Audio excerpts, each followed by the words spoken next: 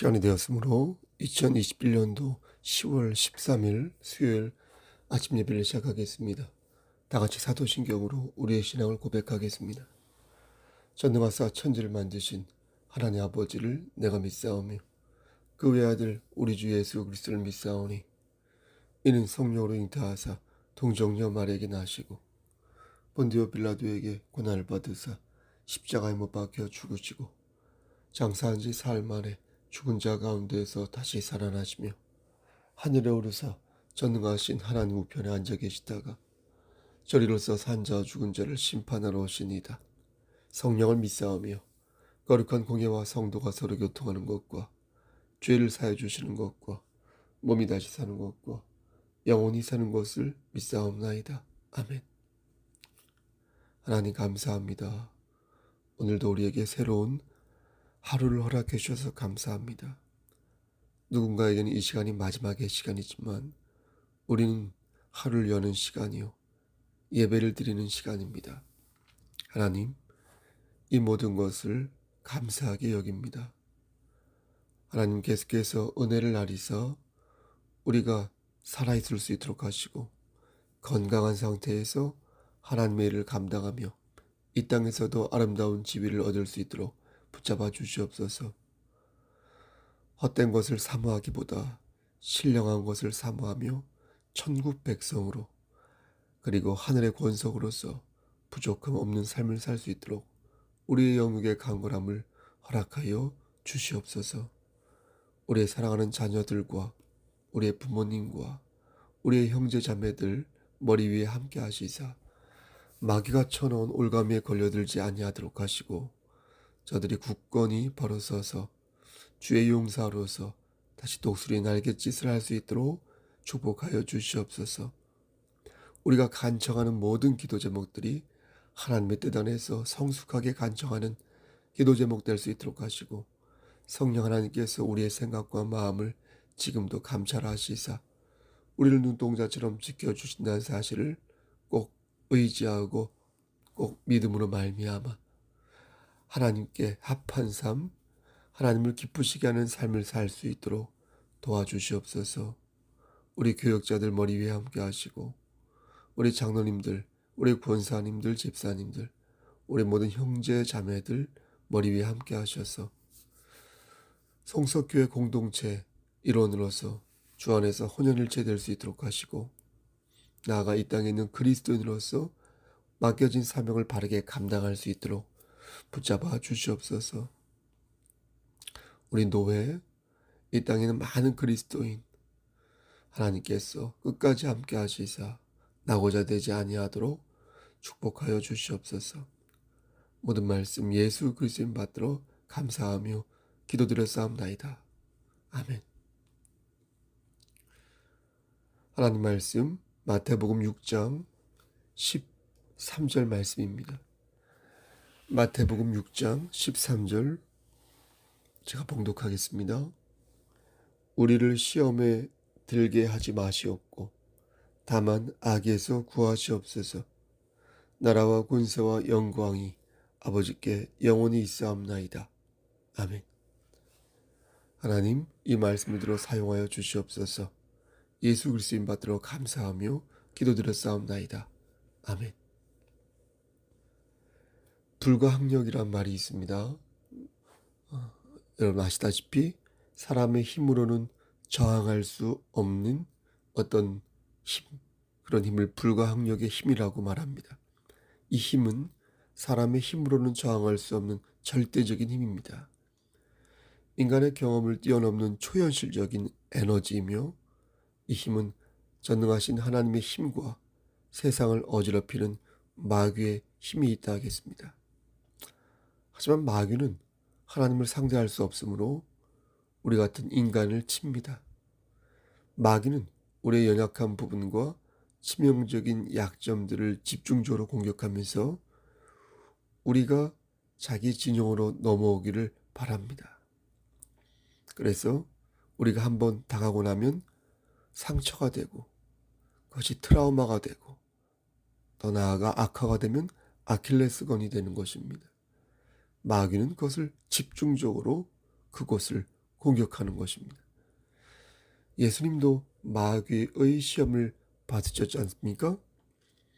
예수님 역시 사람의 육신을 가지고 이 땅에 오셨기에 어떤 생물학적으로 여러 유혹을 받을 수 있는 그런 상황이었습니다. 마태복음 4장에 보면 예수님이 마귀에게서 받은 유혹을 볼 수 있는데 당시 예수님의 상태는 40일을 금식한 상태였습니다. 그러니까 매우 생물학적으로 볼 때 소진되어 있는 상태였습니다. 마귀는 예수님에게 네가 만일 하나님의 아들이어든 명하여 이 돌들로 떡덩이가 되게 하라 이렇게 말했습니다. 그러자 예수님은 사람이 떡으로만 살 것이 아니요 하나님의 입으로부터 나오는 모든 말씀으로 살 것이다 이렇게 말씀하시며 마귀를 물리치셨습니다. 우리도 이와 같은 유혹을 받을 수 있지 않겠습니까? 당신이 정말 하나님의 자녀가 맞다면 하나님께 구하라. 복권이라도 당첨되게 하나님께 기도하라. 네? 그게 아니면 길을 가다가 돈을 줍거나 횡재를 하게 구하거나 아니면 하는 일마다 대박이 나게 해달라고 하나님께 구하라. 이렇게 마귀는 유혹할 수 있습니다. 여러분 만약 하나님께서 우리가 구하는 모든 것을 다 들어주신다면 하나님은 우리의 주권자가 아니라 우리의 뜻대로 움직이는 하수라야 할 것입니다. 내 인생의 향방을 미리 아시는 분이 하나님이 아니라 내가 가리키고 내가 지시하는 대로 따라오시는 분이 하나님이라는 것입니다. 하지만 여러분, 하나님은 우리의 주인이시지 우리의 수행원이거나 우리의 집사가 아닙니다. 하나님은 천지를 창조하시고 인간의 생사복을 주관하시는 분이시기에 내가 가리키는 대로 가시고 내가 원하는 대로 내 말을 들어주시는 분이 아닌 것입니다. 따라서 사람이 떡으로만 살 것이 아니요 하나님의 입으로부터 나오는 모든 말씀으로 산다고 예수님께서 말씀하신 이유는 하나님을 하나님으로 인정하지 않는 마귀의 오만한 마음을 호되게 질타한 것입니다. 두 번째 유혹도 마찬가지입니다. 높은 곳에서 뛰어내리면 하나님이 받아주실 것이다. 이렇게 마귀가 사기를 치자 예수님께서는 마귀에게 호된 질타를 날리셨습니다. 이르시기를 주 너의 하나님을 시험하지 말라. 이 말씀의 뜻은 건방지게 하나님의 뜻을 감히 재단하지 말라는 것입니다. 마귀 네가 하나님도 아니면서 하나님의 뜻을 재단하고 해석하고자 하는데 그것은 망령된 행동으로 하나님을 업신여기는 거짓 교사의 모습이라는 것입니다. 가만히 생각해 보면 우리는 하나님의 뜻을 자의적으로 판단할 때가 많습니다. 그렇지 않습니까? 저는 좀 그런 것 같습니다. 내가 원하는 것을 가지고 하나님이 원하는 것이라고 말할 때가 있고요. 내가 좋아서 한 걸 하나님이 좋아서 한 것이라고 말하기도 하는 말 그대로 편의적이고 자의적인 판단을 내릴 때가 저 같은 경우는 많이 있는 것 같습니다. 예수님께서는 그때마다 이런 말씀을 들어 경고하시는 것입니다. 주 너의 하나님을 시험하지 말라. 내가 원하는 교회를 네가 알고 싶은가? 정녕 내가 원하는 목사와 내가 원하는 성도의 삶의 모습을 알고 싶은가? 하나님이 원하시는 교회, 하나님이 원하시는 목사, 하나님이 원하시는 신앙생활을 그렇다면 해야 한다. 이게 바로 성도가 가져야 할 올바른 신앙의 도리이다 라고 말씀하는 것입니다. 마귀의 세 번째 유혹도 우리가 경계해야 할 유혹이 아닐까요? 마귀는 예수님이 자신에게 엎드려 경배하면 세상의 모든 영예를 주겠다고 말했습니다. 육신이 범하기 쉬운 부귀영화와 명예를 들이대면서 예수님에게 하나님을 부인하고 자신을 따를 것을 제안하였습니다. 예수님께서는 그걸 보시고 단칼에 마귀의 제안을 거절하셨습니다. 사탄아 물러가라. 기록되었을 때 주 너의 하나님께 경배하고 다만 그를 섬기라. 사탄아 물러가라. 호통을 치시던 예수님께서 이번에는 버럭 화를 내시며 그만 사라져라. 이렇게 일갈하신 것입니다. 그러면서 오직 하나님만 경배하고 하나님만 섬길 테니 넌 더 이상 내 앞에서 불경한 말들을 하지 말 것이다. 그 어떤 말도 하지 말고 물러갈 것을 강하게 명령하신 것입니다. 마귀는 육신의 몸으로 이 땅에 오신 예수님을 세 가지 내용으로 시험하였습니다. 예수님은 하지만 흔들리지 아니하셨고 분명한 원칙과 신앙의 도리로 마귀를 내치셨습니다. 하지만 문제는 마귀의 유혹이 여기에 그치지 않았다는 것입니다. 마귀의 유혹은 주님을 영접한 우리에게도 연신 구사되고 있는데 우린 예수님과 달라서 너무 쉽게 마귀의 시험에 빠진다는 것입니다. 지나보면 모두 후회스러운 일이지만 그 순간을 못 참고 그 순간에 이를 때는 마귀가 쳐놓은 그 올무에 영락없이 걸려들고 마는 것입니다. 이러한 상황에서 우리는 보통 두 가지 반응을 보입니다. 첫 번째 반응은 불가항력적이다. 이거 불가항력적이다. 이렇게 생각하는 것입니다. 도저히 내가 막을 수 없는 절대 악으로의 시험이다. 그러므로 내가 시험에 빠지는 것은 어쩔 수 없는 것이며 고로 이것은 불가항력적이다. 이렇게 생각하는 것입니다. 그리고 또 다른 하나는 주님 나를 도우소서. 환난과 시험 속에서 나를 건지시고 유혹 속에서 나를 건지시고 내가 이 유혹을 이길 수 있도록 주님 힘을 주소서. 이렇게 하나님께 은혜를 요청하는 것입니다. 시편 140편부터 143편 말씀을 보면 하나님께 은혜를 요청하는 기도가 가득 차 있습니다. 그런 시를 보게 됩니다. 다윗이 하나님의 긍휼하신 은혜를 의지하며 쓴 시인데요. 그 내용을 몇 개만 찾아 제가 한번 읽어보겠습니다. 여러분 귀를 기울여 보시길 바랍니다.